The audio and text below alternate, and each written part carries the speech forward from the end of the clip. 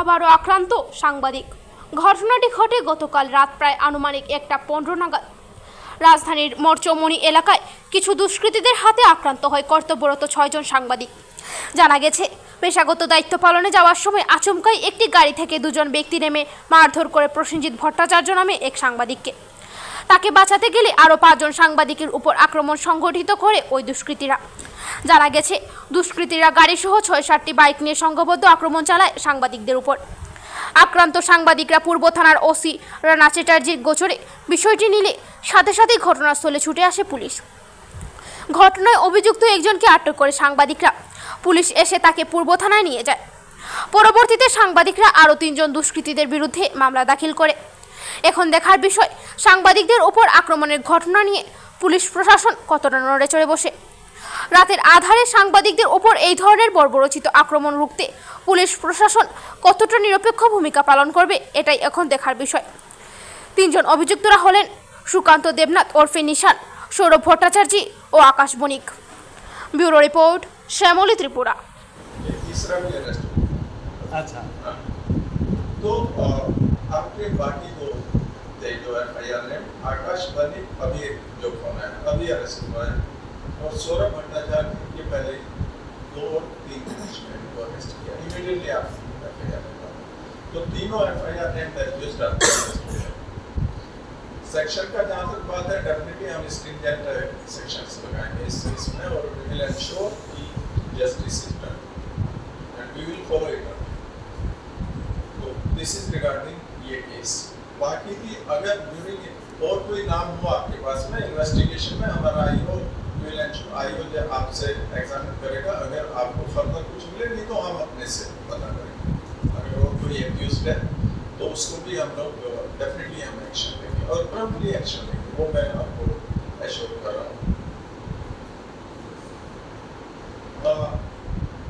जहाँ तक है जनरल लॉ एंड ऑर्डर की, हम लोग उस पर काम कर रहे हैं और स्पेशली पूजा दिन भी हो पूजा, क्योंकि पूजा के टाइम पे ज़्यादा एक्टिविटीज़ होती हैं, ज़्यादा भीड़ भाड़ रहती है। बहुत जगह पहले तो जब मैं इसकी व्यस्त था तो गणेश पूजा तो होती नहीं थी उस टाइम पे। अभी देखते हैं गणेश पूजा भी काफ़ी लार्ज स्केल पे हो रहा है, अच्छा है, लोग सेलिब्रेट कर रहे हैं। इसके बाद में फिर दूसरी पूजा है, फिर मेन हमारी पूजा है, उसके लिए हम अभी से अपना प्लानिंग कर रहे हैं और डेफिनेटली वी विल एंश्योर कि पीसफुल हो।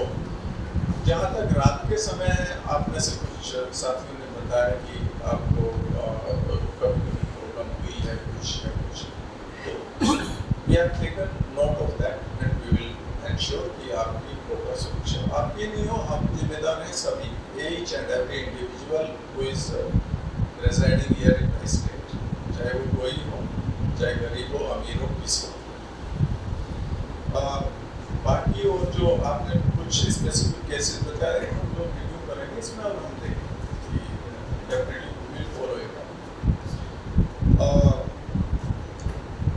इसके अलावा मैं आप लोगों से आपसे भी एक सहायता की जरूरत है।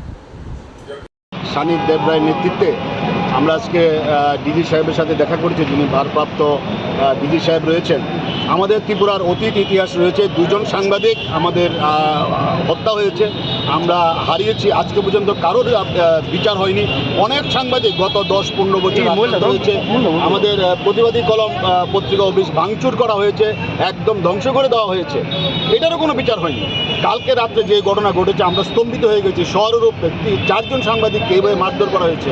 আজকে আমরা এই খবর পেয়ে সকালে আমরা আজকের ফরিয়াদ পত্রিকা অফিসে আমরা বসেছিলাম, সবাই আমরা আলোচনা করেছি, করার পর আমরা আজকে ডিজি সাহেবের সাথে দেখা করেছি এবং পুলিশকে আমরা বলে দিয়েছি এরপরে যদি একটা ইনসিডেন্ট হয় আগরতলা শহরে বা সারা রাজ্যে কোথাও, আমরা কিন্তু ছেড়ে দেবো না। আজকে আমরা সবাই ছিলাম, একদম সব এডিটাররা ছিল, সব সাংবাদিকরা ছিল, সব সাংবাদিক সংগঠন এখানে ছিল। আমরা বলে দিয়েছি যে একটা ইনসিডেন্টও শহরের উপরে করা যাবে না। সাংবাদিকরা, ইলেকট্রনিক চ্যানেল যারা আছে, প্রিন্টের যারা আছে, তারা অধিক রাত্র অবধি কাজ করবে তারা, যাতে ওদের যাতে কোনো ডিস্টার্ব। ডিজি সাহেব আমাদের এশিওর করেছে যে সাংবাদিকরা সারা রাত্রে যদি কাজ করে ওদের কিছু হবে না। আমরা দায়িত্ব নিয়েছি, আমরা এটা বিশ্বাস করি যে উনি এই কথা পালন রাখবেন এবং ওনার কথা যদি না হয়, আরেকটা সাংবাদিক যদি অ্যাটাক হয়, তাহলে কিন্তু আমরা সারা রাজ্যব্যাপী কিন্তু আমরা আন্দোলন করব। এটাই আজকে আমাদের প্রথম এবং শেষ কথা।